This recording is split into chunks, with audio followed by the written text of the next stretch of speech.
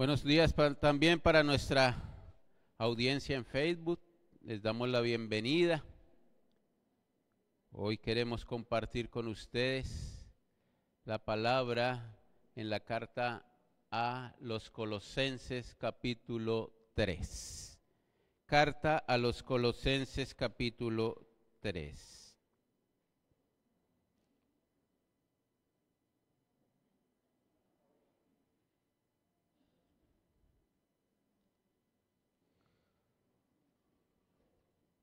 La carta a los Colosenses hace parte de las cartas de la cautividad. Se cree que las escribió Pablo en el año 63 en su cautiverio en Roma.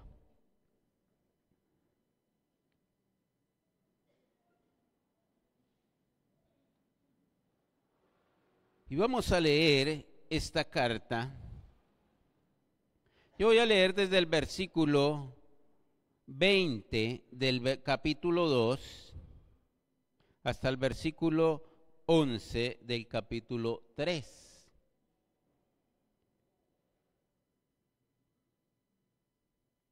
Dice la palabra: pues si habéis muerto con Cristo en cuanto a los rudimentos del mundo, ¿por qué, como si vivieseis en el mundo, os sometéis a preceptos como no manejes, ni gustes, ni aun toques, en conformidad a mandamientos y doctrinas de hombres, cosas que todas se destruyen con el uso? Tales cosas tienen a la verdad cierta reputación de sabiduría, en culto voluntario, en humildad y en duro trato del cuerpo, pero no tienen valor alguno contra los apetitos de la carne. Si pues habéis resucitado con Cristo, buscad las cosas de arriba, donde está Cristo sentado a la diestra de Dios. Poned la mirada en las cosas de arriba, no en las de la tierra, porque habéis muerto y vuestra vida está escondida con Cristo en Dios. Cuando Cristo vuestra vida se manifieste, entonces vosotros también seréis manifestados con Él en gloria. Haced morir pues lo terrenal en vosotros: fornicación, impureza, pasiones desordenadas, malos deseos y avaricia, que es idolatría. Cosas por las cuales la ira de Dios viene sobre los hijos de desobediencia, en las cuales vosotros también anduvisteis en otro tiempo, cuando vivíais en ellas. Pero ahora dejad también vosotros todas estas cosas: ira, enojo, malicia, blasfemia, palabras deshonestas de vuestra boca. No mintáis los unos a los otros, habiéndoos despojados del viejo hombre con sus hechos, y revestidos del nuevo, el cual, conforme a la imagen del que lo creó, se va renovando hasta el conocimiento pleno, donde no hay griego ni judío, circuncisión ni incircuncisión, bárbaro ni excita, siervo ni libre, sino que Cristo es el todo y en todos. Dejemos hasta ahí la lectura.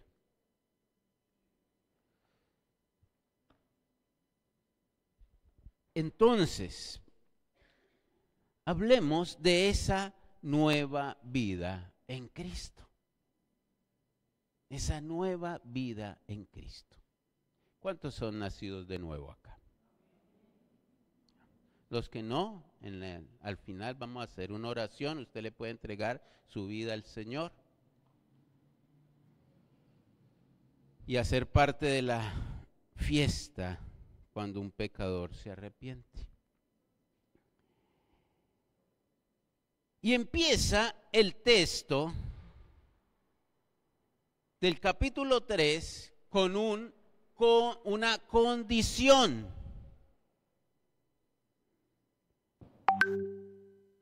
Acuérdese que el versículo 20 al 23 del capítulo 2 hablaban de todas estas cosas que se hacen tradicionalmente. Pero ¿qué es lo que termina diciendo? Dice: en humildad y en duro trato del cuerpo, pero no tienen valor alguno contra los apetitos de la carne. Y esa es nuestra lucha diaria. ¿Cuántos luchan por su carne? ¿Hay alguno que acá luche por su carne? ¿O con su carne? Decía un predicador, dice, nosotros tenemos un aliado de Satanás dentro de nosotros. Y es nuestra propia carne. Es nuestra propia carne. Y la lucha, dice el libro de Gálatas, que la lucha es constante. Dice que la carne con el espíritu tienen una lucha constante. Y empieza el capítulo 3 con ese condicional, sí.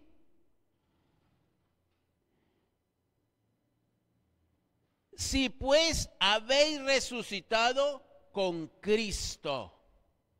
Si habéis resucitado con Cristo. Y acordémonos que la carta a los colosenses, o más bien la iglesia de los colosenses, se cree que era pastoreada por Filemón, donde estaba Epafras, donde estaba Onésimo, donde estaban enviando a Tíquico con esta carta, donde era una iglesia muy hospedadora. Y si ustedes leen el capítulo 1, Pablo hace unos halagos para la iglesia a los hermanos que están en Colosas.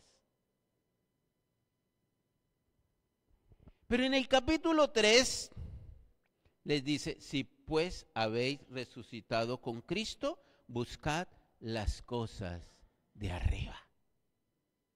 O sea, le está diciendo, le está condicionando, si usted realmente ha nacido de nuevo, ¿qué tiene que hacer?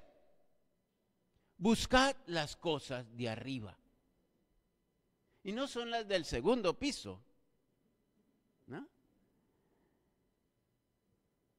Sino buscar, priorizar el reino de Dios en mi vida. Buscar agradar al Padre en todo lo que hago. Eso es buscar las cosas de arriba.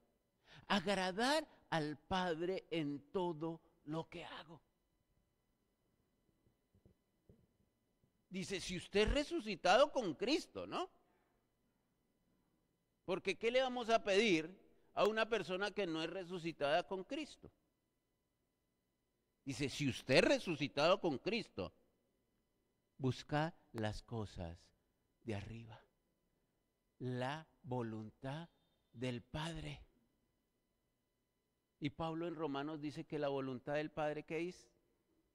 Es buena, es agradable y es perfecta.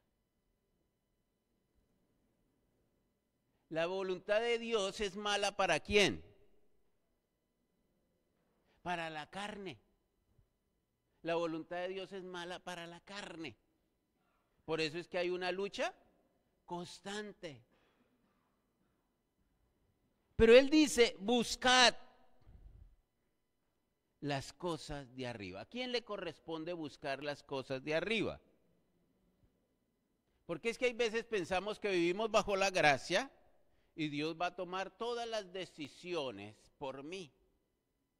No, Dios nos dio libre albedrío para que nosotros tomemos decisiones. ¿Qué es lo que Dios quiere? Que hagamos la voluntad de Él, que es buena, es agradable y perfecta. Pero ¿quién toma las decisiones? Si no fuéramos robots, estuviéramos programados. Y hubiera sido más fácil, ¿no? Pero no seríamos libres.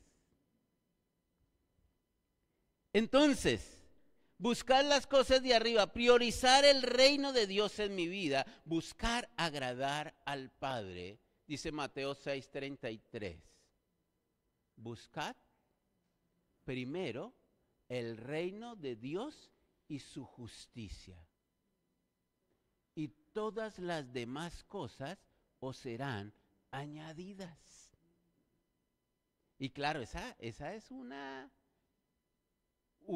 promesa maravillosa ¿Quién no quiere recibir esa promesa maravillosa que todas las demás cosas sean añadidas?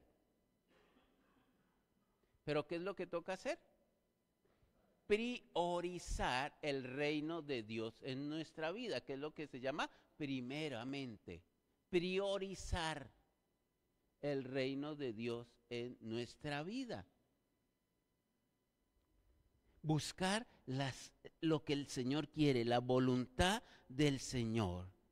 Dice, ¿dónde está Cristo sentado a la diestra de Dios? Poned la mirada en las cosas, poned la mirada en las cosas de arriba, no en las de la tierra.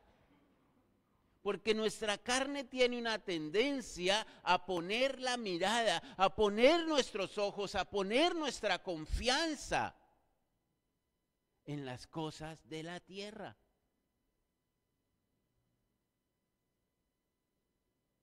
Y en momentos de crisis, entramos en crisis también los cristianos. ¿Por qué? Porque nuestra mirada y nuestra confianza está en las cosas de la tierra. ¿Cómo le vamos a decir a una persona, tranquilo, no se preocupe, confíe en el Señor, si yo estoy angustiado? Si yo estoy angustiado. ¿Cómo vamos a hablar de que Dios es proveedor si yo no confío en Dios como mi proveedor? Sino mi trabajo es mi proveedor, si no trabajo, no como.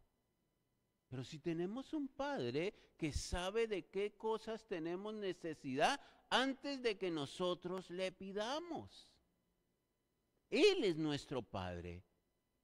El proveedor de mi casa no es el trabajo. Nosotros que trabajamos como misioneros, el proveedor de la casa no son las personas que nos apoyan. El proveedor de la casa es el Señor. Es el Señor. Es Él nuestro Padre. Y Él prometió que nunca nos dejará, nunca nos abandonará. Entonces es colocar, pongan la mirada en las cosas de arriba.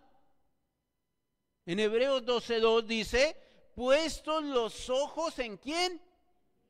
En Jesús, el autor y el consumador de vuestra fe.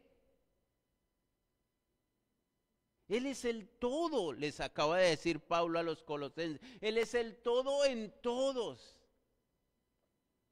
Ahora estamos nosotros muertos para que Él viva en nosotros, para que nosotros vivamos en Él.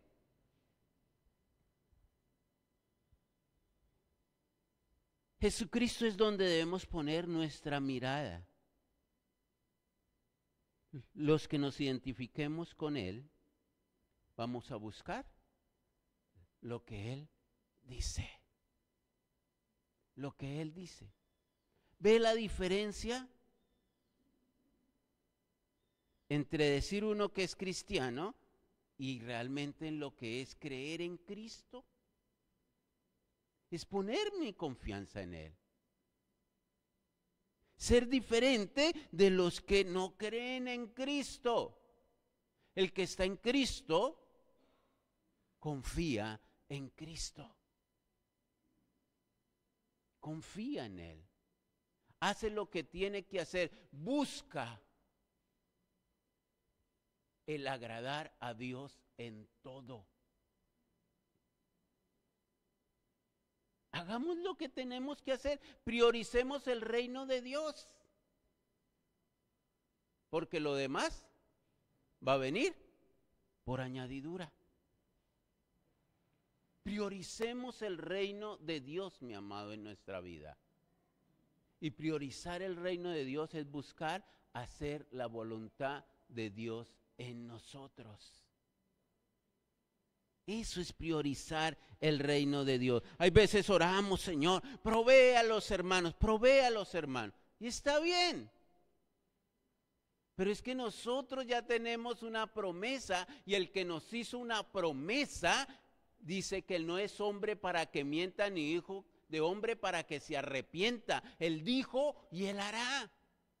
Usted simplemente priorice el reino de Dios y todas las demás cosas van a venir por añadidura.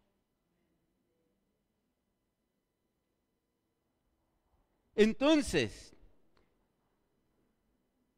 poned la mirada en las cosas de arriba, no en las de la tierra, porque habéis muerto y vuestra vida está escondida con Cristo en Dios. Gloria al Señor por eso. Nuestra vida está escondida con Cristo. Nuestra vida está en Él, está en el lugar más seguro que puede tener nuestra vida.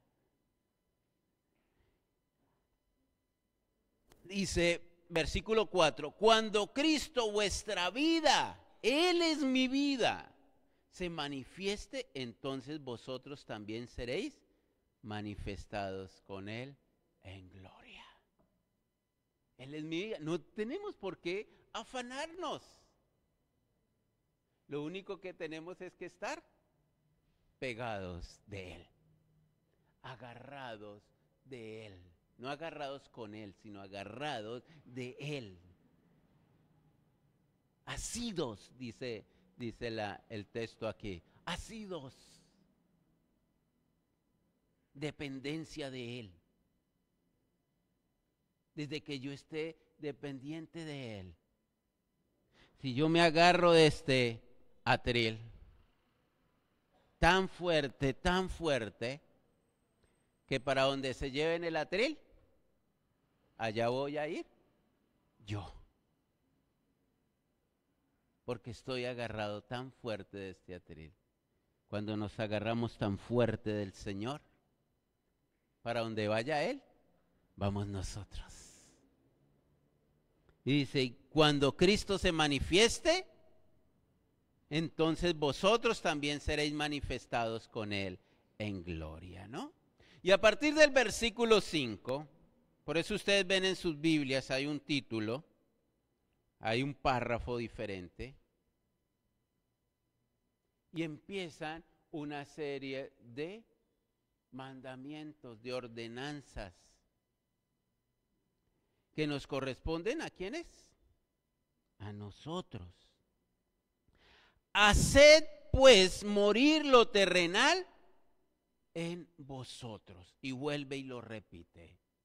Haced pues morir lo terrenal en vosotros. ¿Y qué es eso terrenal en nosotros? Fornicación, impureza, pasiones desordenadas, malos deseos y avaricia, ¿qué es? Idolatría. Fornicación.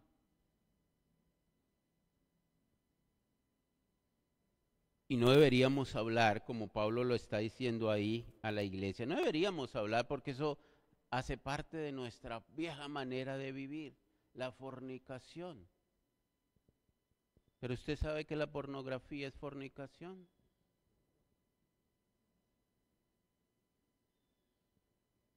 Y es triste. Pero una encuesta hecha en las iglesias en los Estados Unidos hablaba que la pornografía en la iglesia era tan común como en el mundo.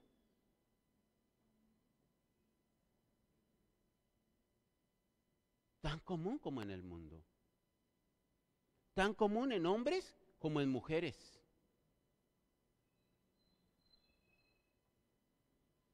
Entonces, pensemos en esto. Haced morir, pues, lo terrenal en vosotros. Fornicación, impurezas, pasiones desordenadas, malos deseos y avaricia. ¿Qué es? Idolatría. La avaricia es el exceso de deseo para conseguir. Eso es avaricia. Un deseo excesivo. por conseguir. ¿Y eso se llama qué? Idolatría. Y muchas veces, no, yo no tengo cuadros en mi casa. Yo acabé con los cuadros en mi casa. Yo acabé con las imágenes en mi casa. Pero Pablo está hablando de una idolatría que está ¿dónde? En el corazón, no en la pared. Una idolatría que está en el corazón. Y la idolatría es pecado.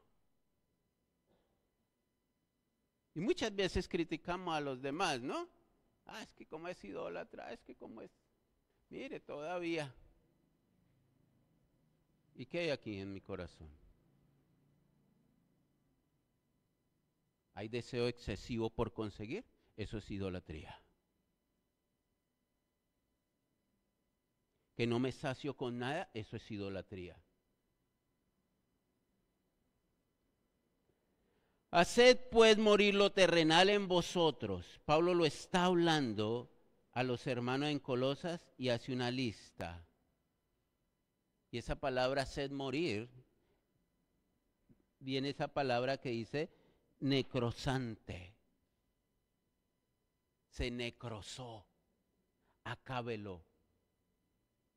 Acábelo. Cuando una parte de su cuerpo está necrosado, está muerto. Ya no hay nada que hacer por eso. Y eso es lo que él dice. No deje esas cosas para que mueran. Mueran en nosotros. No las alimente. Venía una persona con fuertes problemas de pornografía. Y le digo, hablamos un poco y me dice, y le digo, ¿y ahora qué va a hacer? ¿Qué decisiones va a tomar en su vida? Dice, pues orar. Le dije, ¿y es que todo este tiempo no ha orado? Pues sí, pero no ha funcionado. Dije, pues deje la pornografía. ¿Qué es lo que a usted lo induce a la pornografía? Dijo, no, pues cuando estoy en los tiempos solos con el celular. Dijo, pues deje el celular en la casa, mi hermano. Tome decisiones en su vida. ¿Qué saca usted con orar si no toma decisiones en su vida? Haga cosas prácticas en su vida. Eso muestra el deseo para que Dios obre en nosotros. Haced morir pues lo terrenal en vosotros. Y viene el versículo 6, dice, cosas por las cuales la ira de Dios viene sobre los hijos de desobediencia. Ay, no, pero ¿cómo hablar usted de la ira de Dios? Me dijo una persona, si Dios es amor. Pero es porque usted no ha leído el resto de la Biblia, porque la otra parte dice que Dios es fuego consumidor.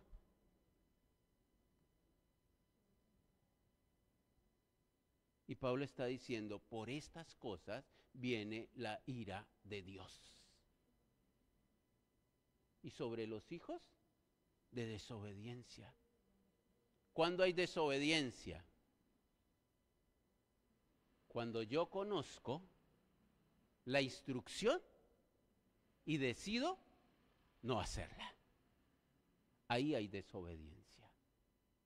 Y hoy estamos recibiendo luz acerca de esto. Cada uno toma la decisión.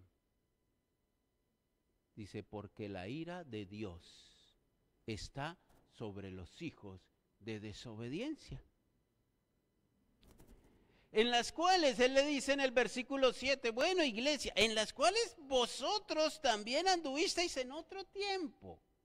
O sea, se supone que ya la iglesia no sufre con estas cosas. Porque ¿cómo va la iglesia a estar bajo la ira de Dios? Porque se supone que ya dejó estas cosas. Cuando vivíais en ellas. Y viene en el versículo 8. Estos que decimos como si fueran los pecados más evidentes, los pecados más notorios, ¿no? Pero viene en el versículo 8 y dice, pero ahora dejad también vosotros. Dejad también vosotros. Y viene a tocar las emociones. El sanar las emociones, el ser limpio en las emociones. Pero ahora también dejad también vosotros.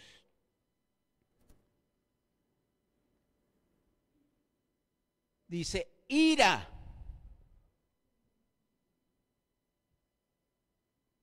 Y la ira es una emoción. ¿Cuántos luchamos con la ira?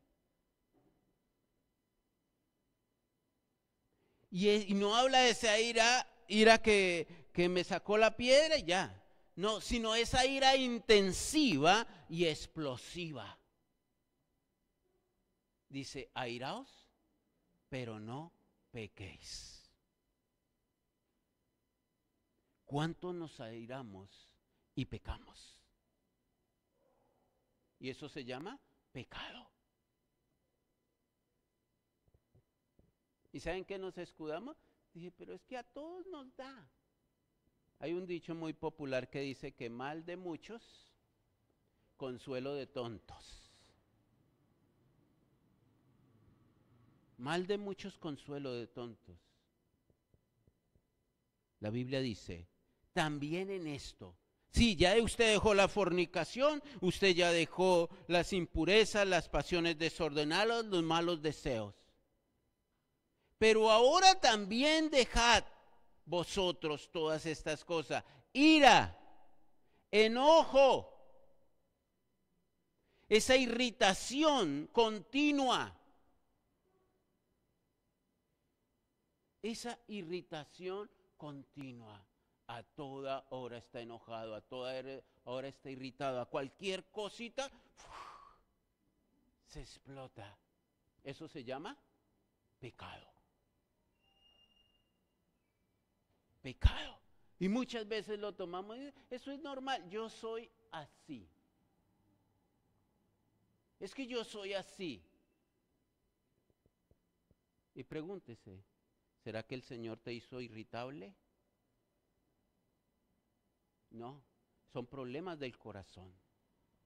Son problemas de pecado en el corazón. Porque hay algo que necesita ser arreglado en mi vida. La amargura. Son problemas de pecado que necesitan ser arreglados en mi vida.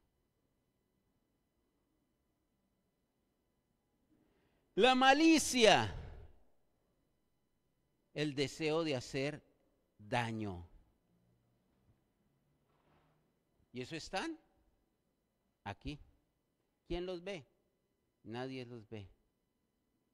Pero como el Señor apunta, es al corazón. ¿Qué es lo que hay en nuestro corazón? Ojalá le vaya mal. Eso, tanta alegría no le va a durar.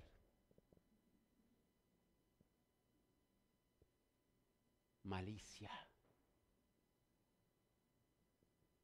Esos pensamientos de envidia. ¿Y dónde están? En el corazón, que nadie los ve. Pero el Señor está apuntando no solo al externo, sino al interno de nosotros. Blasfemia, hablar mal contra otros. Entonces, si yo estoy airado con una persona, veíamos en días pasados que, ¿cómo hacemos para arreglar nuestros conflictos? Porque se presentan conflictos. En todos los grupos se presentan conflictos. En todas las parejas se presentan conflictos. Pero yo tengo que arreglar esos conflictos. Y cuando yo no arreglo el conflicto, ¿qué empiezo a hacer? A blasfemar de la otra persona. Fernando, Es que usted no sabe lo que la pastora me hizo. Y empiezo a contaminar a Fernando. Y Fernando sale enojado con ella por lo que yo le dije. Y empiezo a contaminar el resto, como dice Santiago, que esa lengua contamina toda la rueda de la creación. Blasfemia, mi amado. Y eso se llama pecado. La palabra da una directriz. Dice, si usted tiene algo contra su hermano, ¿qué debe hacer? Ve a él. Ve y reconcíliate con tu hermano. No incendies la rueda de la creación. Blasfemia. Palabras deshonestas, mi amado.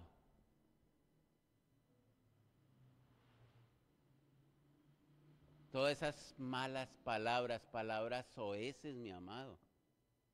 Uno a veces los escucha en los cristianos y uno dice, Dios mío, Señor, ¿cuándo se va a convertir esa boca? El resto se convirtió, pero esa boca no. ¿Ah? ¿Eso se llama? Pecado, mi amado. Ah, es que todos decimos así. Que todos lo hagan no significa que esté bien, mi amado. Se llama pecado. Palabras deshonestas, lenguaje soez, grosero, impuro. Palabras que no bendicen, mi amado. Que la gente pueda ver en nosotros uno que Cristo murió por él. Uno que vive con ese Cristo resucitado, mi amado. No si Cristo le hubiera muerto en la boca. Y hiede. Sino el Cristo resucitado, mi amado. Pilas con nuestro lenguaje. ¿Qué lenguaje estamos usando, mi amado? Las personas nos van a mirar y dicen, ¿y usted no es que es evangélico? ¿Por qué? Porque ellos esperan de nosotros que seamos diferentes al mundo. Pero si nos comportamos igual que el mundo, dice, ¿con qué se sazonará? Si la sal se hace insípida, ¿con qué se sazonará?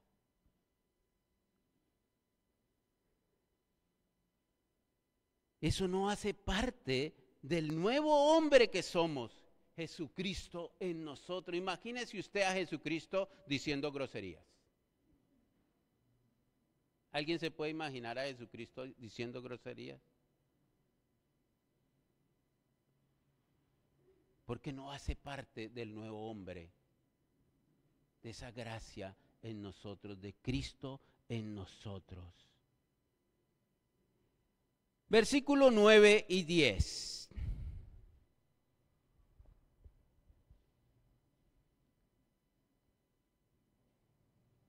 Dice, no mintáis los unos a los otros. Colóquemelo en NBI, porfa.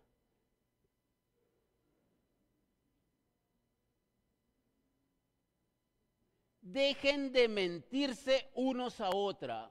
Ahora que se han quitado el ropaje de la vieja naturaleza con sus vicios y se han puesto el de la nueva naturaleza que se va renovando en conocimiento a imagen de su Creador. Dejen de mentirse. No se mientan los unos a los otros. Hermano, es que ya voy saliendo y está acostado. Eso es mentira y es pecado, mi amado. Hermano, le llegó a tal hora y pasó media hora, pasaron 45 minutos y llega con un cuento más reforzado. Eso es mentira y se llama pecado. ¿Que todo el mundo lo hace? Sí, pero se llama pecado y el pecado nos separa de Dios.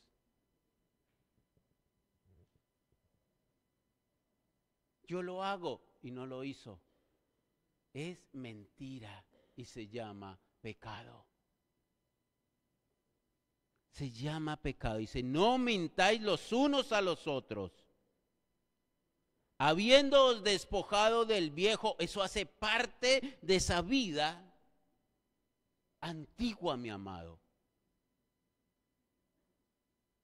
La palabra dice que vuestro sí sea sí y vuestro no sea no. Y el Señor está mirando eso. Y el versículo 10 dice, y revestido del nuevo, el cual conforme a la imagen del que lo creó, se va renovando. Ese nuevo Adán en nosotros, Jesucristo, se va renovando en nosotros. Se va renovando hasta el conocimiento pleno. La meta es llegar a ese conocimiento pleno en nosotros. No al conocimiento de acá, mi amado. Es el conocimiento de acá. Cristo en nosotros. Vayamos a Efesios 4:13. Con RB.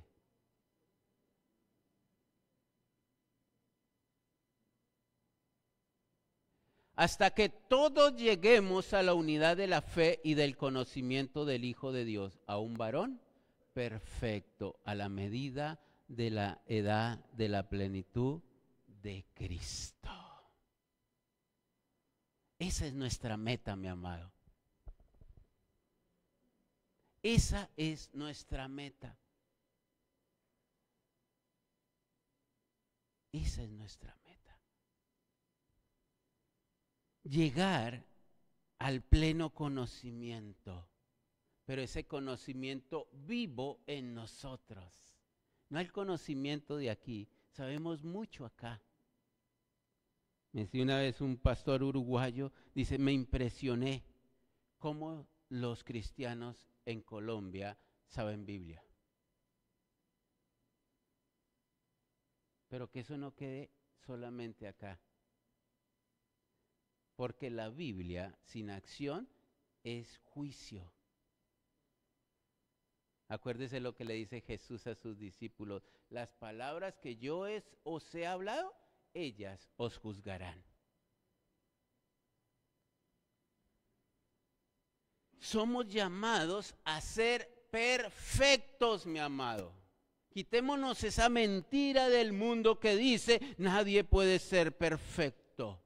No, nosotros somos llamados a ser perfectos porque nuestro Padre Celestial es perfecto. Dice la palabra allá en Colosenses 4:12 y en Mateo 5:48. Dice, os saludan Epafras, el cual es de vosotros, siervo de Cristo, siempre solícito por vosotros en oraciones, para que estéis firmes, perfectos y cumplidos en todo lo que Dios quiere. Mateo 5:48. Sed pues vosotros perfectos como vuestro Padre que está en los cielos es perfectos. No somos perfectos, pero vamos para allá. Nuestra meta es ser perfectos. Tenemos un llamado a la perfección, mi amado. Porque eso ha sido una disculpa para no cambiar. Es que como nadie es perfecto, eso es una disculpa barata para no cambiar. Yo tengo es que reconocer mi pecado, apartarme de él y ahí alcanzó la misericordia de Jehová. Es que suena más bonito cuando decimos es que todos somos.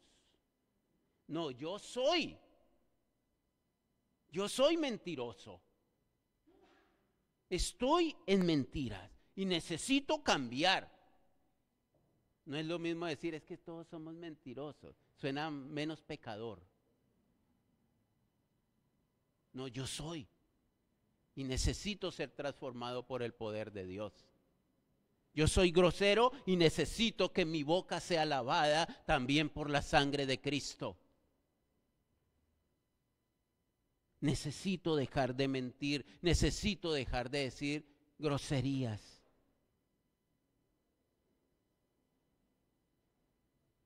Es que todo el mundo lo hace, mis amados.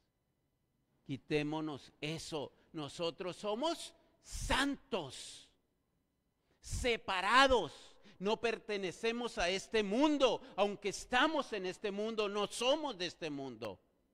Nosotros somos del reino de Dios. No somos de este mundo. No actuemos como si fuéramos de este mundo. Despojémonos de lo terrenal, mi amado. Y miremos a Cristo. Miremos al Señor. Dice, no hay griego ni judío, circuncisión ni incircuncisión, bárbaro ni excita, siervo ni libre, sino que Cristo es el todo y en todos. Regáleme ese versículo en Nueva Versión Internacional. El versículo 11, 3:11.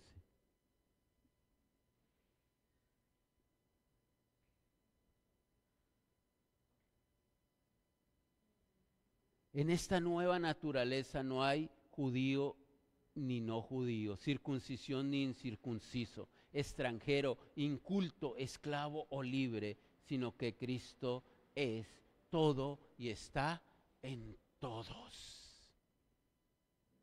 Pertenecemos al Señor. ¿Cuántos pertenecen al Señor? Pertenecemos al Señor. Ya no podemos hacer lo que la carne nos dice. Estamos para hacer la voluntad de Dios, mi amado. Para Cristo sea formado en nosotros. Esa es nuestra meta, que el perfecto sea formado en nosotros. Tenemos un llamado a la perfección. ¿Por qué no nos colocamos sobre nuestros pies? Y yo no sé qué es lo que Dios te ha hablado por medio de su palabra hoy. Y estoy seguro que su palabra nunca vuelve vacía, mi amado. Pero cada uno tomamos nuestras decisiones. Cada uno decidimos o hacer lo que la carne nos dice o hacer lo que el Señor quiere, hacer la voluntad de Dios, mi amado. Pero acuérdense en una cosa que decía Pablo ahí, que la ira de Dios está sobre los hijos de desobediencia. Señor, tú conoces el corazón de cada uno en este lugar y allá en las redes, Señor. Tú conoces, Señor, qué hay en nosotros, papá. ¿Cuál es nuestra meta? ¿Ser como todo el mundo? ¿O nuestra meta es llegar y que ese varón perfecto sea formado en nosotros? Señor, sabemos que no estamos solos. Sabemos que nuestra carne quiere hacer lo que quiera, lo que piensa, lo que siente. Señor, pero tú viniste a dar vida y vida en abundancia, papito. Señor, yo decido, Señor, hoy hacer tu voluntad, papá. Yo decido, Señor, que ese perfecto sea formado en mí. Señor, y ayúdanos como iglesia a ser un ejemplo para los de afuera. Que los de afuera puedan ver en nosotros a Cristo resucitado. A Cristo resucitado. En nosotros, en cada uno de nosotros. Gracias por tu buena voluntad. En el nombre de Jesús. Amén. Mis hermanos, vamos a recolectar nuestras ofrendas. Hágalo con gozo.